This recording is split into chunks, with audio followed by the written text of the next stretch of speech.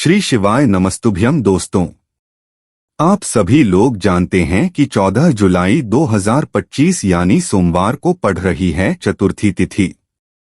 और दोस्तों, यह वह तिथि है जो सावन मास में पड़ने वाली सबसे बड़ी तिथि चतुर्थी तिथि है और इसका बहुत ही बड़ा और विशेष महत्व होता है। पूज्य गुरु जी ने कहा है कि अगर कभी भी मौका लग जाए तो आप लोगों को पीपल के पत्ते पर राम लिखकर बहुत छोटा सा उपाय करना है। इन दोनों का सहयोग बहुत ही कम आता है। इसी के साथ में गुरु जी ने अपनी शिव पुराण कथा में बताया है कि इस दिन आपको एक पीपल के पत्ते पर राम वाला उपाय है तो आपको अवश्य ही करना चाहिए, क्योंकि ऐसा दिन पूरे साल में सिर्फ एक ही बार आता है। और दोस्तों, आप सभी लोग जानते हो कि सोमवार का अगर सबसे बड़ा कोई उपाय है तो वह पीपल के पत्ते पर राम वाला उपाय। तो दोस्तों, सोमवार के दिन आप लोगों को इस पीपल के पत्ते पर राम लिखकर बहुत छोटा सा उपाय करना है। बहुत सारे लोग होंगे जिन लोगों ने इस उपाय को न किया हो, मतलब पूरा साल निकल गया, उन्होंने किसी भी दिन इस पीपल के पत्ते पर राम वाला उपाय को न किया हो। पर दोस्तों, आपके पास एक आखिरी मौका बचा हुआ है जो कि 14 जुलाई 2025 सोमवार के दिन है। इस दिन आप लोगों को इस वाले उपाय को जरूर कर लेना है।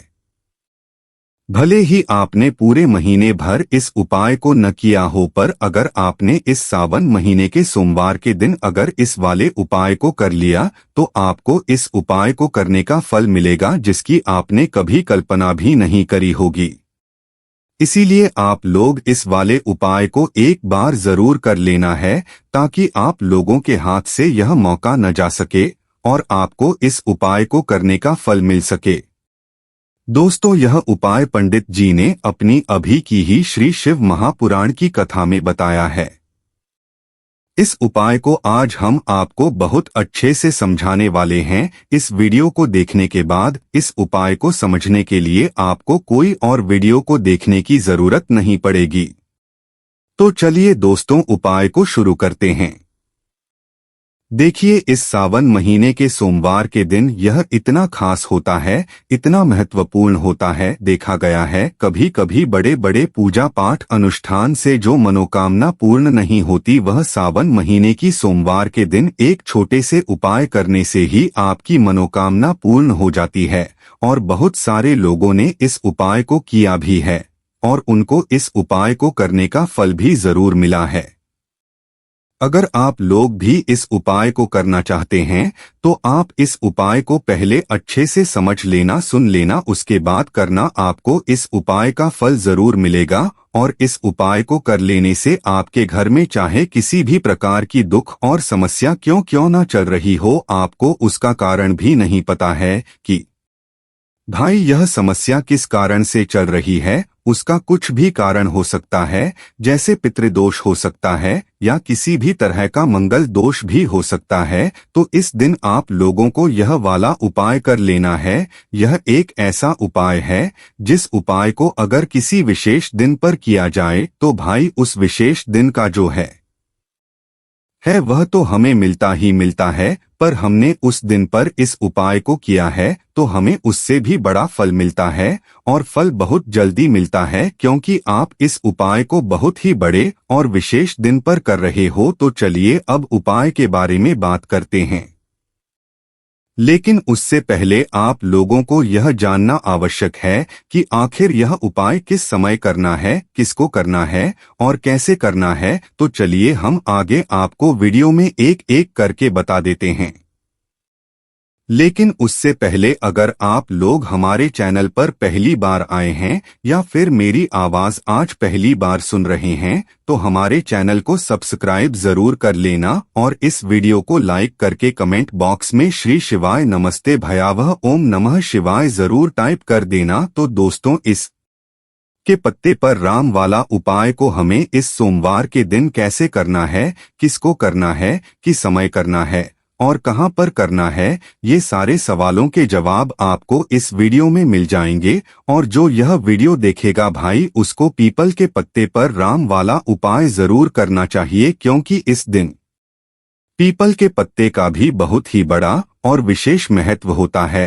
आ जाए पीपल के पत्ते पर राम वाला उपाय की तो यह सोने पर सुहागा वाली बात हो जाती है और यह एक बहुत ही बड़ा उपाय हो जाता है इस सोमवार का। तो आप दोस्तों इस पीपल के पत्ते पर राम वाला हो पाए को आखिर करना किसको है, सबसे पहले हम लोग वह बात जान लेते हैं। तो देखो, घर की जो बड़ी माताएं बहनें होती हैं उन माताओं बहनों में से कोई भी एक बड़ी माता बहन इस वाले उपाय को कर सकती है। और दोस्तों अगर आप चाहें तो अपने घर में से सभी सदस्यों को भी इस उपाय को खवा सकते हैं। अगर किसी व्यक्ति की खुद की कोई मनोकामना है, खुद की कोई दुख और परेशानी है जो कि वह अपने लिए ही करना चाहता है इस वाले उपाय को, तो वह खुद अपने लिए भी कर सकता है। बाकी अगर कोई घर में से ऐसा है जो कि अपने पूरे घर परिवार की सुख और शांति के लिए यह वाला उपाय करना चाहता है तो भाई वह भी कर सकता है, उसमें भी कोई दिक्कत वाली बात नहीं है। कहने का मतलब यह है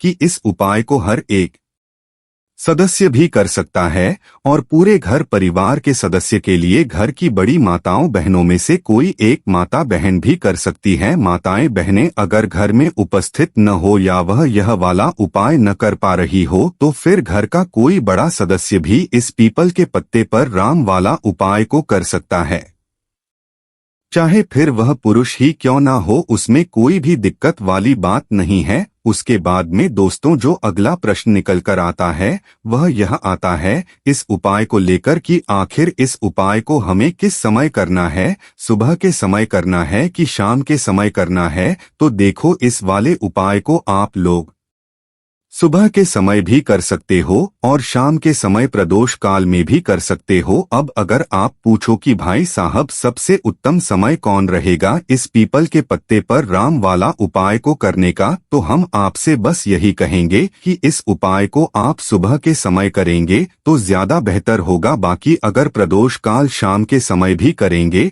तो भी अच्छा होगा, उसमें कोई भी दिक्कत वाली बात नहीं है। तो आप दोस्तों जो अगली सबसे बड़ी और महत्वपूर्ण बात आती है वह यह आती है कि सुबह अगर हम उपाय को करेंगे तो हमें कितने बजे से लेकर कितने बजे तक के बीच में करना है और शाम के समय प्रदोष काल में करेंगे तो हमें कितने बजे से लेकर कितने बजे के बीच में करना है। तो देखो, सुबह जितनी जल्दी हो सके आप उपाय को करने की कोशिश करना। बाकी अगर किसी कारणवश लेट भी हो जाओ, थोड़ी देर भी हो आए, तो 10 या 11 बजे तक भी आप उपाय कर लेना पर 12 बजे से ज्यादा देरी ना हो, ठीक है, इस बात का ध्यान रखना। उसके बाद में दोस्तों अगर शाम के समय प्रदोष काल की बात करें, प्रदोष काल का जो समय होता है वह शाम के 6 बजे से शुरू हो जाता है। मतलब शाम के 6 बजे से लेकर 7 बजे के बीच का जो समय होता है यह समय प्रदोष काल का समय होता है।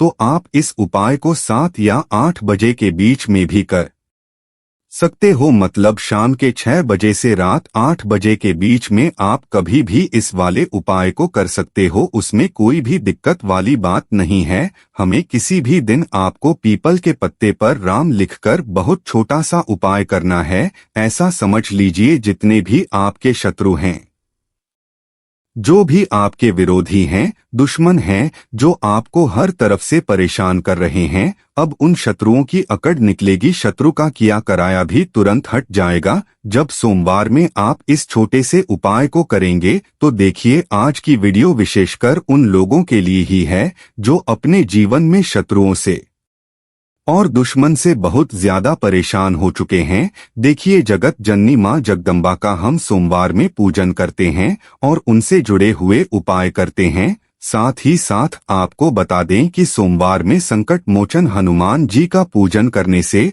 और उनसे जुड़े हुए कुछ उपाय करने से जीवन के बड़े से बड़े कष्ट भी क्षण भर में दूर हो जाते हैं। तब बहुत कम समय में आपके शत्रु और आपके विरोधी आपके जीवन से दूर हो जाएंगे। आपके दुश्मन लाख कोशिश करने के बाद भी आपका बाल भी बांका नहीं कर पाएंगे अगर आप सोमवार में इस छोटे से उपाय को कर लेते हैं। अब देखिए, आज का जो समय है यह कलयुग का समय है और कलयुग के एकमात्र देवता जो अपने भक्तों के जीवन से सारे कष्टों को दूर कर देते हैं वह स्वयं है संकट मोचन हनुमान जी और संकट मोचन हनुमान जी का पूजन अगर आप सोमवार में करते हैं और उनसे जुड़ा हुआ या छोटा सा उपाय अगर आप सोमवार में किसी भी दिन कर लेते हैं तो ऐसा समझ लीजिए आपके जो शत्रु हैं, आपके जो विरोधी, आपके जो दुश्मन हैं, यह किसी भी तरह से आपको परेशान करने का प्रयास कर लें, आपका बाल भी बांका नहीं कर पाएंगे। दूसरी चीज, अगर आपके शत्रु ने आपके ऊपर कोई भी तंत्र मंत्र करवा रखा है, कोई भी जादू टोना, कोई भी ब्लैक मैजिक आपके ऊपर करवा दिया है या करवाने का प्रयास कर रहे हैं, ऐसा समझ लीजिए वह किया कराया आप तक पहुंचेगा ही नहीं। और अगर आप तक पहुंच गया है, कोई भी ब्लैक मैजिक तुरंत हट जाएगा जब आप इस छोटे से उपाय को सोमवार में करेंगे। देखिए, उपाय छोटा है लेकिन बहुत महान दिव्य चमत्कारी है। मतलब उपाय को करने में न तो आपका ज्यादा समय जाएगा, ना ही आपके ज्यादा पैसे लगने वाले हैं। और ऐसा समझ लीजिए कि एक बार ही अगर आपने इस उपाय को सोमवार में कर लिया तो इसका महाद्वीप में चमत्कार आप खुद देख लेंगे। तो शुक्रवार के जो 9 दिन होते हैं, यह बहुत ही सिद्ध दिन होते हैं। मतलब शुक्रवार के दिनों में 9 माता रानी हमारे घरों में आती है, अपने भक्तों के जीवन से कष्टों को दूर करती है।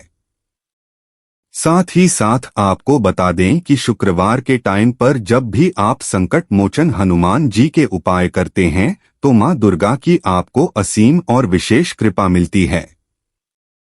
मां दुर्गा आपसे बहुत जल्दी प्रसन्न होती हैं और आपके सारे संकटों को दूर कर देती है। तो पीपल के पत्ते में और पीपल के पेड़ में होता है देवी देवताओं का वास। पीपल के पेड़ में श्री हरि विष्णु साक्षात मां लक्ष्मी वास करती है। पीपल के देव में हमारे पितरों का वास होता है। पीपल का पेड़ होता है, इसका पूजन करने से शनिदेव की कृपा, उनका आशीर्वाद मिलता है। और पीपल का पत्ता जो है, इसका उपाय सुख दरबार में करने से व्यक्ति के जीवन से बड़े संकट और कष्ट दूर हो जाते हैं, जिसमें के शत्रु और आपके दुश्मन जो है यह पूरी तरह परास्त हो जाएंगे, चारों खाने चित हो जाएंगे और कभी भी आपका कुछ नहीं बिगाड़ पाएंगे। अगर यह उपाय आप करते हैं तो देखिए, यह उपाय स्त्रियां भी कर सकती है, पुरुष भी कर सकते हैं। किसी भी दिन आप इस उपाय को कर सकते हैं, ठीक है ना। इसमें दिन आपको नहीं देखना है कि किस दिन करें, जिस दिन आप चाह उस दिन इस उपाय को आप कर सकते हैं। तो शुक्रवार के दिन आपको पीपल का पत्ता था तोड़ना नहीं है, उससे एक दिन पहले ही तोड़कर आप पीपल का पत्ता ले या गिरा हुआ जो पत्ता होता है पीपल का, वह आप ले ले, ठीक है ना। बस इस चीज का आपको ध्यान रखना है कि शुक्रवार के दिन पीपल के पेड़ से कोई भी पत्ता हम नहीं तोड़ते हैं। इस चीज का आपको विशेष ध्यान दें रखना है।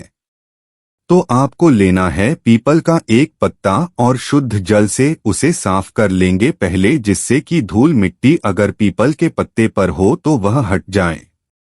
फिर गंगा जल का थोड़ा सा छिड़काव यानी थोड़ी सी छींटे आपको इस पीपल के पत्ते पर मानी है और इस पीपल के पत्ते को फिर कपड़े से पोंछकर आपको साफ कर लेना है, बिल्कुल सुखा लेना है। अब आपको लेना है थोड़ा सा सिंदूर, जो केसरिया वाला सिंदूर आता है जो हम संकट मोचन हनुमान जी को चढ़ाते हैं, वह केसरिया सिंदूर आपको लेना है। थोड़ा सा जल डालकर इसे गीला कर लेंगे और इसी सिंदूर से इस पीपल के पत्ते पर आपको भगवान राम का नाम लिखना है। अब किसे लिखेंगे, माचिस की तीली ले सकते हैं, उससे लिख सकते हैं, किसी भी तरह से आपको भगवान राम का नाम इस पीपल के पत्ते पर लिखना है। लिख लिया। एक आपको चमेली के तेल का या सरसों के तेल का दीपक तैयार करना है और एक कोई भी आपको लेनी है मिठाई में यहाँ पर आप बूंदी का प्रसाद ले सकते हैं, बेसन का लड्डू ले सकते हैं और अगर आप इम्यूनिटी ले लेते हैं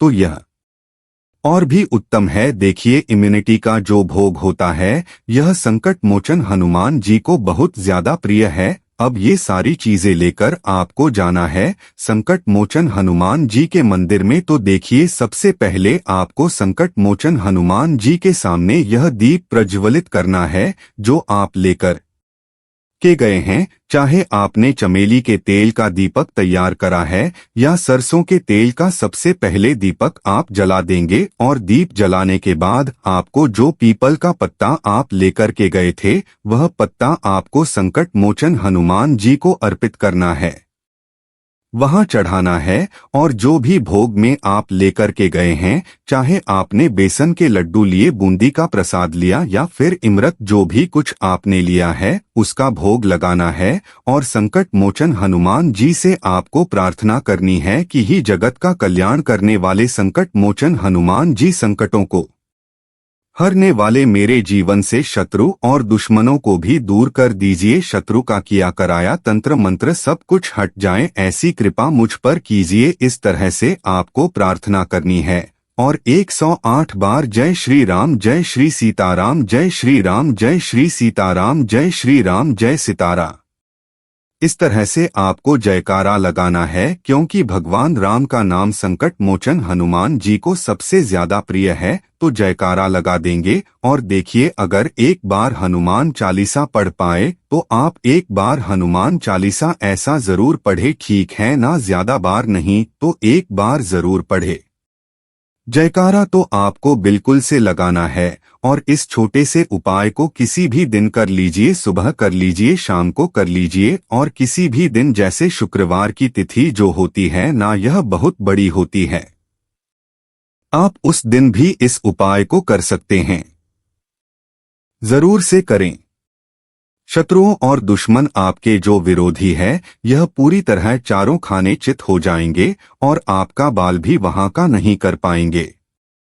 तो देखिए, इस उपाय को आप 9 दिन भी कर सकते हैं, 2-3 बार भी कर सकते हैं। अगर आप ज्यादा बार नहीं कर पा रहे हैं तो एक बार आपको इस उपाय को जरूर से करना चाहिए। तो देखिए, इस उपाय को करने से जो आपके सामने से शत्रु है वह भी परास्त हो जाएंगे। जो पीठ पीछे बार करते हैं, पीठ पीछे तंत्र मंत्र करवाते हैं, वह शत्रु भी चारों खाने चित्त हो जाएंगी।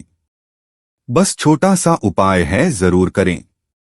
तो देखिए, अब बात कर लेते हैं अपने एक बहुत छोटे से उपाय की, जिसे शुक्रवार में करने से आपकी हर मनोकामना पूरी हो जाती है। यह उपाय आप अपने घर पर ही कर सकते हैं, कहीं जाने की आवश्यकता नहीं है। कोई भी ऐसी बेस जो बहुत लंबे समय से अधूरी है, पूरी नहीं हो रही है, या धन को लेकर आप बहुत परेशान हैं, या घर में संकटग्रस्त बहुत आते हैं, बीमारियां बहुत आती है, तो एक लाल पुष्प जैसे कि गुल, आपका फूल भी लाल होता है, आप जरूर से अपने घर के मंदिर में मां दुर्गा को अर्पित करें और एक देसी घी का दीपक लाल भारती का जलाकर मां का पूजन करें।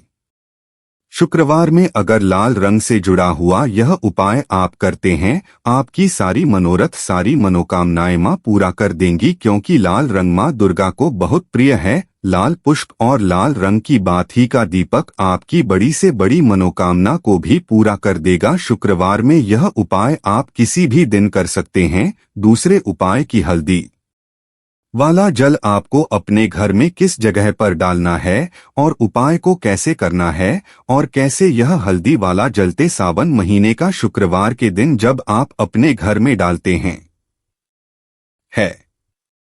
उपाय को करते हैं, तो सीधे सीधे मां लक्ष्मी आपसे प्रसन्न होकर आपके घर में आती है और श्री हरि विष्णु के साथ आती है। स्थिर लक्ष्मी का आपके घर में वास होता है। कहने का मतलब है कि फिर कभी भी मां लक्ष्मी आपके घर को छोड़कर नहीं जाती है। जो लोग कहते हैं कि हमारे घर में धन तो आता है लेकिन चला जाता है, लेकिन फिजूल खर्ची बहुत है। धन तो घर में आता है लेकिन तिजोरी कभी धन से भरी नहीं रहती है, खाली हो जाती है। तो 90% लोग ऐसे होते हैं जिनके जीवन में यह समस्या होती है कि हमारे घर में स्थिर लक्ष्मी का वास नहीं है। देखिए, हम सभी चाहते हैं ना कि मां लक्ष्मी और श्री हरि विष्णु हमेशा हमारे घर में रहे, उनका आशीर्वाद बना रहे, हम हमारे जीवन के जितने भी दुख हैं उनका सामना जो है बहुत आसानी से कर सके। देखिए, जब व्यक्ति के पास पैसा नहीं होता है न तो वह बहुत सारे कष्ट दुख उसके जीवन में जब आते हैं उनका सामना भी नहीं कर पाता है, और जब उसका आर्थिक पक्ष मजबूत होता है तो बहुत सारी समस्याएं उसे अपने जीवन में जो आती हैं वह छोटी लगती है। लेकिन अगर पैसा भी पास नहीं है तो छोटी छोटी प्रॉब्लम्स और छोटी छोटी चीजें जो हमारे जीवन में आती हैं वहां भी बहुत बढ़ लगने लगती है। तो आपको करना क्या है, आपको यहाँ पर लेना है गंगाजल। तो देखिए, सबसे पहले तो आपको अपने पूरे घर में गंगाजल का छींटा लगाना है, ठीक है ना। गंगाजल आपके घर से जितनी भी नेगेटिव एनर्जी होती है उसे बाहर कर देता है, ठीक है ना। गंगाजल का छिड़काव जब आप करते हैं उसके बाद कोई पूजा पाठ करते हैं, कोई उपाय करते हैं, वह पूरी तरह से सफल होता है, क्योंकि आपके घर में पॉजिटिव एनर्जी, सकारात्मक ऊर्जा आ जाती है, ठीक है ना। तो इतना करने के बाद आपको क्या करना है, एक लोटे के अंदर या एक कटोरी किसी भी चीज के अंदर आपको अपने घर का शुद्ध जल लेना है, ले ली। उसके बाद पिसी हुई हल्दी उसके अंदर मिलानी है। मिला दी जब हल्दी आपको मिलानी है, ठीक है। उस समय आपको श्री हरि विष्णु का ध्यान करना है। श्री हरि विष्णु से प्रार्थना करनी है कि मेरे घर में धन बढ़े और कभी भी मेरे घर की जो सुख समृद्धि है उसमें कमी न आए, ठीक है ना। जब आप जल मिला लेंगे उसके बाद आपको तुलसी का एक पत्ता लेना है। तुलसी का पत्ता पहले ही तोड़ ले, शुक्र बार के दिन भूल कर भी आपको नहीं तोड़ना है, तो वाले दिन नहीं तोड़ेंगे, उससे पहले ही तुलसी का पत्ता तोड़ कर रख लें।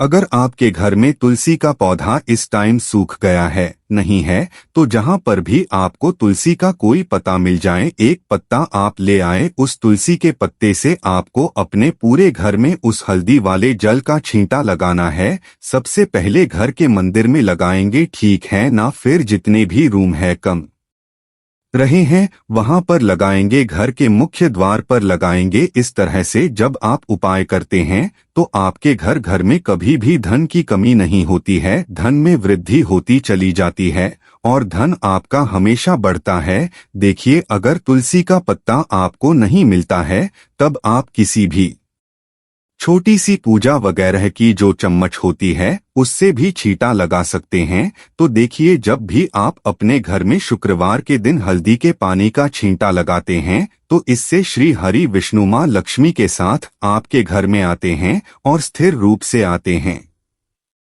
मतलब कभी भी आपके घर को वह छोड़कर नहीं जाते हैं। तो देखिए, हल्दी जो है यह जुड़ी है श्री हरि विष्णु से, आपकी कुंडली में गुरु को मजबूत करती है, आपके जीवन में सुख और सौभाग्य को खींच कर लाती है, धन को खींच कर लाती है, माँ लक्ष्मी को प्रसन्न करती है। जिस तरह से हल्दी खाने का स्वाद बढ़ा देती है, बहुत बड़ी बड़ी बीमारियों को दूर कर देती है, उसी तरह से यह आपके जीवन को भी सुख से भर देती है। अगर के उपाय आप सहित कैसे कर लेते हैं। तो दोस्तों, ये थे पूज्य गुरु जी द्वारा बताए गए कुछ बहुत ही खास उपाय। अगर आपको जानकारी अच्छी लगी हो तो वीडियो लाइक कर लेगा। मिलते हैं फिर एक नए वीडियो के साथ।